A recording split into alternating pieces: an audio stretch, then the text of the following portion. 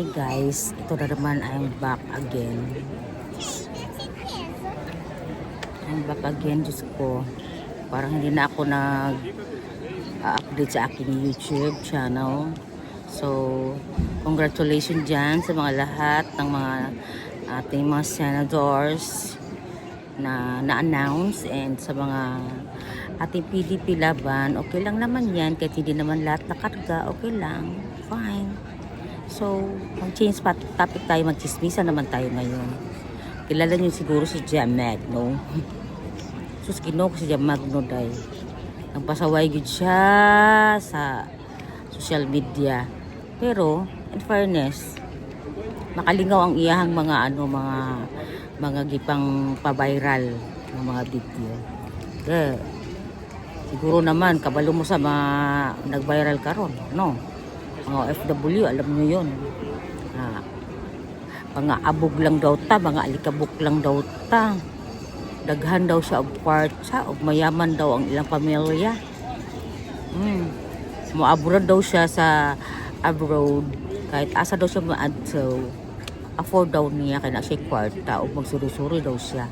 Kita daw, magkinuskus pa daw ta og toilet and bathtub and katabang daw ta sa ibang bansa. Siya suri-suri lang daw siya kaya naagod siya pera, may money daw siya.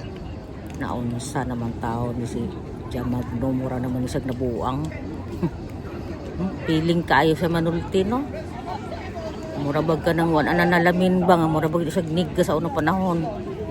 So sa bagay, kung naman siya kaya ila pamilya, I don't care. I don't care. Iyahan ng opinion sa sarili. Kita mga inday, sa may buhato na to. Ayan na to, pabayralo ng iyang mga kuan. Ay kay, di man kita di man ta mga di man ta madato na iyang kuan, iyang mga video niya, iyang mga pang-viral yang dialogues. So diri na lang ta sa mga issues ato ang Pilipinas kung mahal, naambot og bagong Pilipinas ba o bagoong Pilipinas. Unsa naman yung drama ni BBM dai nga giparesign kuno niyang iyang mga kabinete. Pero giparesign lang niya, pero dili siya ang nag-kick out. Giparesign. Magkaiba man ang giparesign sa gi-kick out. Kung i-kick out niya, ibig sabihin na siya bayag. Pero kay giparesign lang niya, resignation lang, wala siya bayag. Kung na magyapon, nakalingkod bang gyapon ang iyang mga gabinete niya. Always. Wala naman nagbago .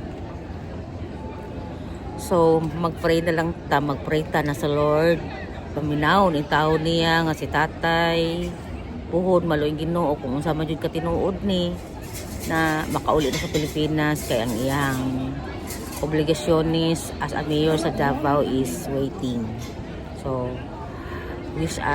pag-wish ta lang ta na the wish is granted. God knows. So, mabuhay ang Pilipinas, mabuhay Davao, and sana makauli ko sa Pilipinas, puhon, maloy Ginoo. Maybe next year. Okay, so bye. This is a short video because I'm gonna go. I have a work. Bye.